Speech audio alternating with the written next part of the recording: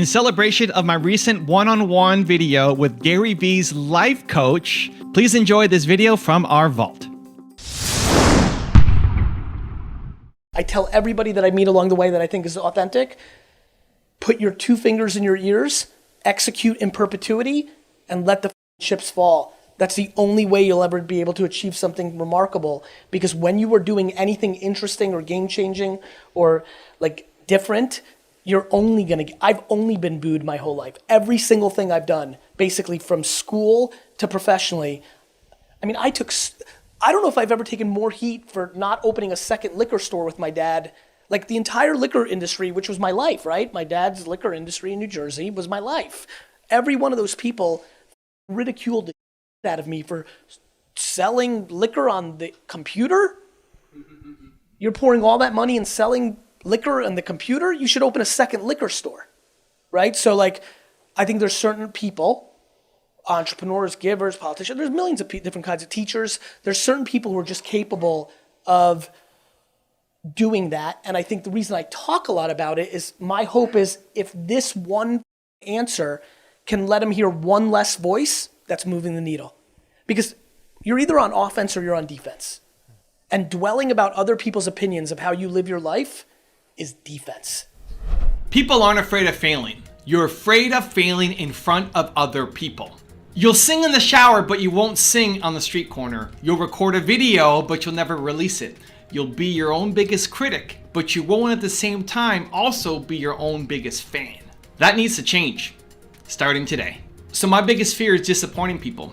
I'm terrified of disappointing people. The idea that you would come to my Thought Leadership Academy and I would teach you how to win on social media and get the ideas out of your head and pay $2,000 to do it.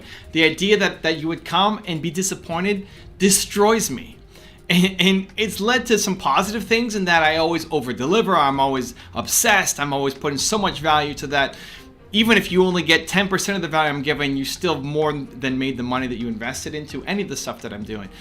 But at the same time, it's still this fear. And so I want to attack the fear. I teach myself to attack the fear. And I think you should too. An example was when I did my tour, 90 days, 23 cities, and I did a paid tour because I was afraid to do it. Initially, it was supposed to be a free tour. It was supposed to be coffee shop meetups across the US, low risk, super easy. If one person shows up, great. If nobody shows up, awesome. If 100 people show up, great. There's no risk, right? It's free. You come, don't come, whatever. And my agent said that's playing it small. You got to charge for the event. And my first reaction was, oh my God, I can't charge for this event, right? Like,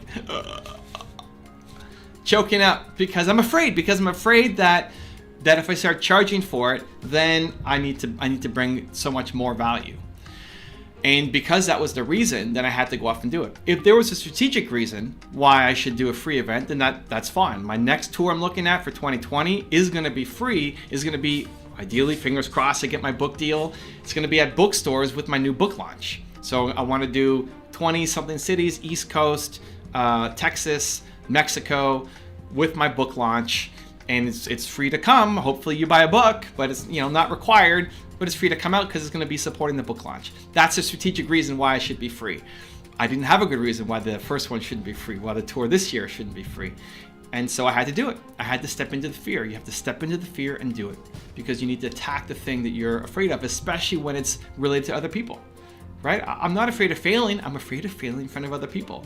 Right? I can suck all day here in the office, but I don't want to suck in front of somebody else. I don't want to make people feel like whether they're spending $50 to come and see me that was on tour or $2,000 to come see me at my Thought Leadership Academy here, I don't want people to feel disappointed. And because I feel that way, I need to step into it. And I try to teach myself, attack it, attack it, attack it. If there's no good strategic reason why, then I have to do it because otherwise I'm playing small. And even just attacking it for the sake of attacking it is good. Even if it doesn't lead to a positive result for your business, it's good because you're building strength, because you're pushing your comfort zone, because you're getting better, because you're growing. That's worth something. That's a ton of value. Because if you can conquer your fear of doing this one thing, that translates to every area of your life. If you teach yourself to have more courage, that translates everywhere. So maybe you're afraid of, if you're on a cruise ship and they bring up couples and they do a game show, you're afraid of what might happen on that game. Do it. How does that make you a better entrepreneur? It makes you 1,000 times better as an entrepreneur. because that's the same fear that you face in your business. That fear of going on that game show on the cruise ship, that fear of taking your phone and recording a video in public on the street. These fears that seem like nothing, they show up everywhere in your life. They show up everywhere in your business. And so learning to tackle them, especially in low stakes, starts building the muscle. Who cares if you fail on a street corner making a video? Great, go do it. If that is scaring you right now, do it. Teach yourself, you do it. You have courage, you do scary things. You'll come out on the other side. You'll come out with more strength, and then you'll start seeing things happen in your business. You'll have more courage. You'll have more boldness. You'll be more willing to do things, and then your business starts taking off. You have to lose the fear of failing in front of other people. I'm going to give you 3 ways on how to do it. Step number 1 is embrace your bold ideas. I'm a big believer that when you have these moments of boldness, maybe it's happening right now, maybe you're feeling bold right now watching the video, amazing. You have these moments of boldness. We have moments of boldness. I don't think people are bold all day long, right? And if you are, then you have moments of even greater boldness. You have these moments, these spikes, these hits, right? You go to an event, I look at people come to my Thought Leadership Academy. They have these huge moments of boldness, right? And then you fall back down. And that's normal. You're watching a movie, you get inspired, you fall back down. You have a conversation, you get inspired, you fall back down. The decisions that you make in the moments of boldness, I believe, are the right ones for you. Those are the decisions you have to follow through on and embrace. And then your head talks you down from them. The head brings you back down to playing small. And so when you're feeling bold, what have you come up with? I want to go do X. You have to go do it. You have to start building momentum. You have to start committing to some other people. Embrace the bold ideas. Recognize that those aren't the crazy ideas. Those crazy ideas that come up with when you're feeling bold are not crazy. Those are actually the best ones for you. You're just buried under a pile of garbage of limited beliefs on top of you.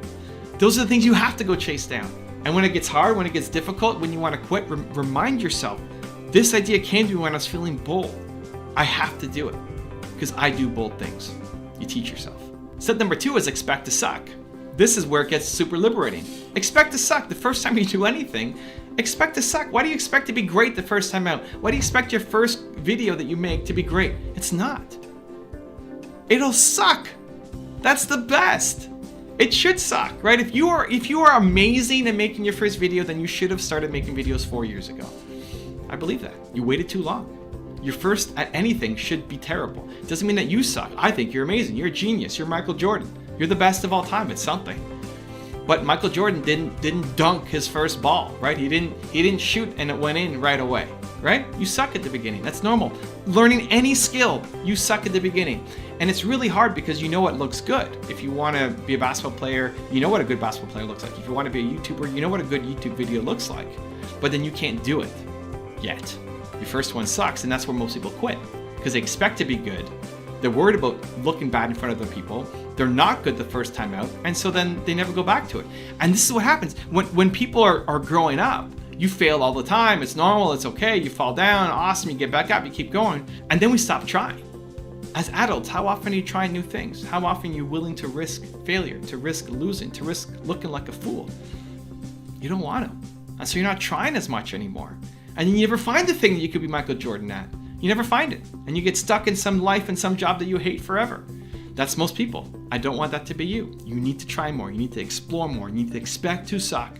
The first 18 times of doing something, you may suck. Amazing. Keep going. The most important thing is, are you liking it? Do you like the process? Successful people love the process. I love making videos. I like this process. This fires me up. I'm just sitting here by myself in my office, talking to a camera. I love it. This is great. I love it. For other people, they may hate it. Amazing. Don't do that. Go do something else. Go build little Timo toys, right? Awesome. Whoever made this. Who made this? Design in California. Oh, they didn't even give them credit. All right. Design in California. Right? Go make toys. Go do something. Go do the thing that you love. Expect to suck, but if you love the process of it, you will get better. Think about whatever you learned in school, most of it you've forgotten. But the thing that you remember, the stuff that you connected with, that you liked more. So when you love something, you're going to just learn it a lot faster. When you like something, you're going to get better a lot faster. Even if you suck at the beginning, you'll get better a lot faster. You have to find that thing. And step number 3 is tie yourself worth to the effort, not the result. What I want you to do is go home and then sleep and think, am I proud of my effort? Am I proud of what I did today? Am I proud of the effort that I put in today? I want to be proud of my effort today in making videos. Right? I'm trying my best. Maybe it's not good enough. Maybe today sucks. Awesome, but I'm trying. I'm proud of my effort. I'm proud of the attempt. Most people tie their self-worth to winning, to the results, to the money, to the gold medal, to the whatever, right? To the YouTube, to the plaques back there. You can't do that. Because if you tie your self-worth to winning, you're only gonna do things that you know you're gonna win at. And therefore you play small for life. If you value winning above everything else, you'll only do the things that you know you're gonna win at. And so you play small for life. You stop trying new things because you're gonna fail at the beginning, right? Expect to suck. You don't expect to suck, you expect to be great. And then you're not, and so you stop doing that thing. You'll only take on small projects, but you're capable of way more. You're capable of doing something much bigger. And so when you tie your self-worth to the effort, when you say, I am proud of my effort today, if you did that every day, you're gonna probably lose way more than most people, right? You're gonna be getting up and losing almost every day. And then you have these big wins. But when you look back on this year of losing, you'll see, holy cow, how much have I grown? And you're actually winning way more than most people, way more than who you used to be, because you're proud of your effort. If you get up every day and you're proud of your effort, your life will change, your business will change. Like every day for the next year, do something that makes you proud of your effort in your business, in your relationship, proud of your effort. You tried your very best today. Your life will be dramatically different. But it's because we're so focused on winning. You're so focused on the results. But then you play small because you don't want to risk losing. You don't want to risk failing. You don't want to risk looking like an idiot. You have to if you want the life that you're after. Michael Jordan missed more shots than most people. You're going to fail at most things. Most of my videos suck and don't go anywhere. It's the best. Get up, try again. Be proud of your effort every single day. Now I've got a really special bonus clip that I think you're gonna enjoy. But before that, question of the day, I wanna know, what are you afraid to fail at in front of other people? Let me know in the comments below. Sometimes you get overwhelmed. There's just too many things going on and you start to feel like you're getting beat, like you're losing the battle. And when that happens to me, what I like to do is I like to go on the hardcore offense. So I just call it a sprint. I will sprint hard. I'll take the things that I have to get done for work and I will just pile them up and I will work 2 or 3, 12, 16, 18-hour days to get caught up. It's a lot better for me to suffer hard for 3 days and grind than to suffer the continual burden that's weighing on your back for months on end. Don't let that happen. If you get a little bit behind and you need to get caught up, hit the turbo button, go hard for 3 or 4 days, get yourself where you need to be. Your parents were looking for 40 grand. It doesn't pay for anything today. So you need to change the way you think. How many of you were taught when you ate, when mama brought you a meal, she said this, she brought you the meal, threw it on the plate and said, eat it all. How many were told that? You know what she was trying to tell you? Don't waste money. That's what she was trying to say. What she was really saying is, I don't know how to make more money. She was really saying there's a shortage of money. Eat it all. There's people in China starving. How many of you got that message every day? How many of you, when you walked out of your bedroom, your mama said, turn off those lights? What was she telling you? I don't know how to get new money. That's what she was telling you. My dad died when I was 10. My mom was left to bring up 5 kids. Okay? And those are the messages I got every day. The same message was this: contract, get small, back up, protect yourself. I can't win anything like this. I cannot succeed for my family like this. I do not want my kids to see me like this. I want my kids to see me on attack, right? Confidence in the marketplace. How do you get confidence? You read, man. You guys got to read, okay? The average American reads less than 1 book a year. Half those books are romance novels. Now, I don't have my books with me today, but I've written 4 books since 2009 for this new economy. I wrote those books for me. I didn't write them for other people. I did not write them to get known. I wrote those books because I was trying to figure out, how do I get myself out of this problem? Evan, thank you so much for having a couple seconds and being able to tell the Believe Nation a little bit about Empathy Wines. It means a lot to me that you would take this valuable real estate and time on your channel to give me some love. It means a lot. It's just good karma points, and so you're awesome. Thank you. Believe Nation, if you're into wine at all, go to empathywines.com. My whole career's work was poured into producing a wine that rivaled $40 to $60 wine for 20 bucks a bottle. I'm just super excited about this subscription-based wine business. You can order 3, 6, or 12 bottles in subscription form, rosé, white, red. If you search on Instagram or Twitter, you will be blown away. People are literally like, I don't even like Gary Vee, but the wine's good. Super proud of the effort. Thanks, Evan, for the time. Wishing you guys all happy and healthy. If you want to see my one-on-one with Gary Vee's life coach where she breaks me down, check the video on my main channel right there next to me. I think you'll love it. Continue to believe, and I'll see you there. 80% of a human being's inner dialogue is negative. One of the things that human beings sucks at, besides dreaming, is the ability to keep promises to ourselves.